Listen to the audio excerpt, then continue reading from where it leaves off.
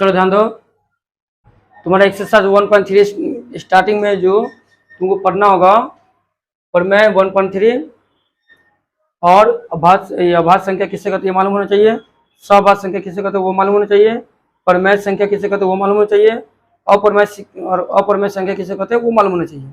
इसका तो डिफिनेशन लिख दिया हुआ है। अभाज्य संख्या किससे कहते हैं, जिस संख्या को केवल दो गुणक, मतलब जो संख्या में सिर्फ दो ही संख्या से कर सकता है उसे अभाज्य संख्या कहते हैं। जैसे दो गुणक है, मतलब फैक्टर दो है, एक 1 है एक 2 है, मतलब 2 में भाग देंगे तो वो 1 से कटेगा और वो 2 से कटेगा। केवल दो से न कम होना चाहिए न ज्यादा होना चाहिए।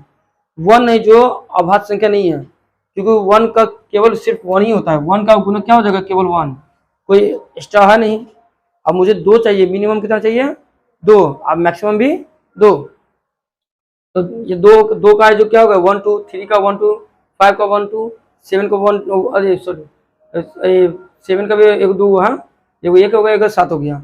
सिंपल भाषा में जो संख्या एक और स्वयं के अलावा अन्य किसी संख्या से विभाजित नहीं हो उसे अभाज्य संख्या कहते हैं।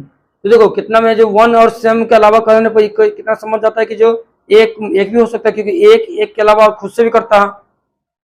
इसलिए जो इसका पूरा डिफिनेशन होता है जिस उसका 2 गुणक होना चाहिए, ठीक है।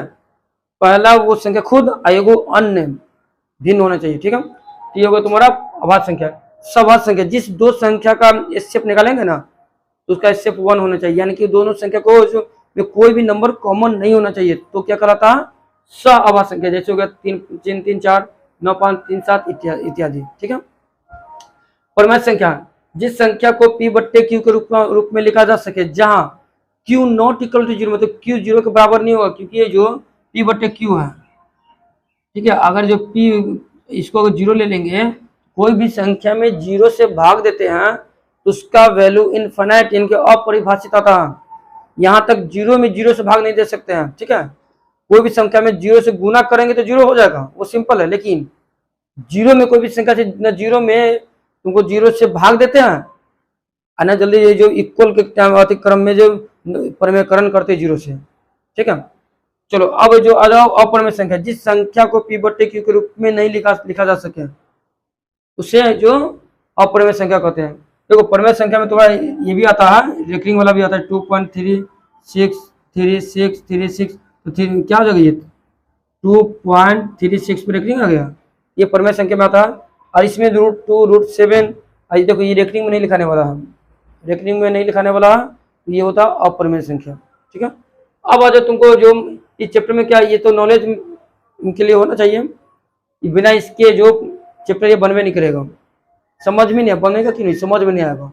अब इसमें जो प्रमेय 1.3 में बोल रहा है, मान लीजिए p एक अभाज्य संख्या है, यदि p a स्क्वायर को विभाजित करती है तो p a को भी विभाजित करेगी। यानी कि बोल रहा है कोई संख्या a है, a स्क्वायर है, इसमें अगर p से भाग देते हैं तो पूरा कर जाएगा ना। तो ये p से भी अगर भाग दें, p से a में भी भाग देंगे तो ये कर जाएगा।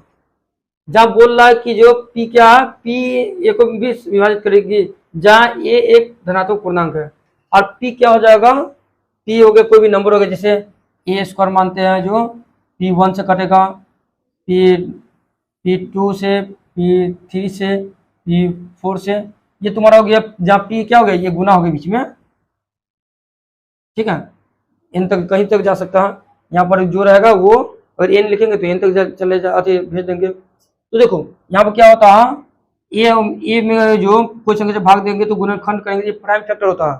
यानी कि p1 क्या हो, p1 p2 p3 डॉलर, ये प्राइम नंबर होगा, मतलब जो अभाज्य संख्या होगा। क्यों होगा, क्योंकि कोई भी संख्या का गुणनखंड करते जैसे हम लोग करते हैं, अगर बोलता है कि इसका गुणनखंड करने के लिए प्राइमरी फैक्टराइजेशन बोलते हैं, मतलब अभाज्य संख्या से नहीं करते हैं।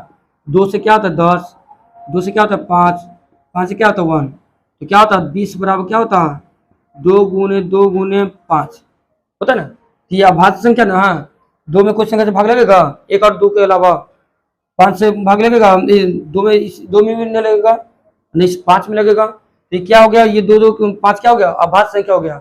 उसी तरह से यहाँ पर P1 P2 क्या हो गया, अभाज्य संख्या हो गया। ये कह रहा है कि जो यही P हो गया तुम्हारा, P बराबर यही हो गया तुम्हारा कि जो कोई संख्या P से भाग देंगे तो P का गुणनखंड ये हो गया, ठीक है।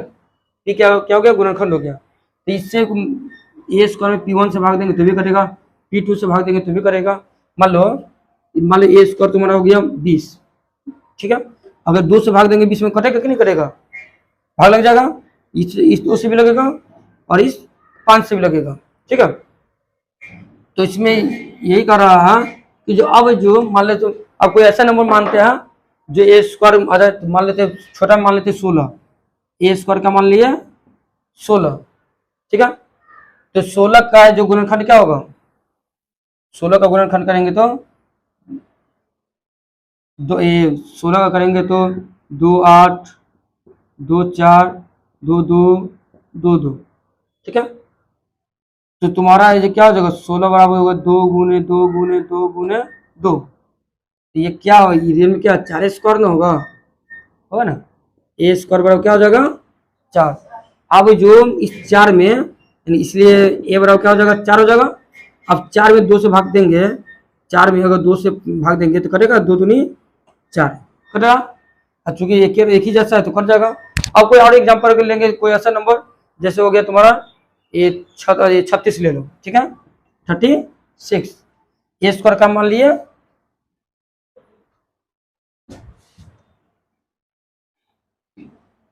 ए स्क्वायर मानते हैं 6, क्या मानते हैं, ए स्क्वायर बराबर ए बराबर 6, तो ये 6 का स्क्वायर यानी कि 36।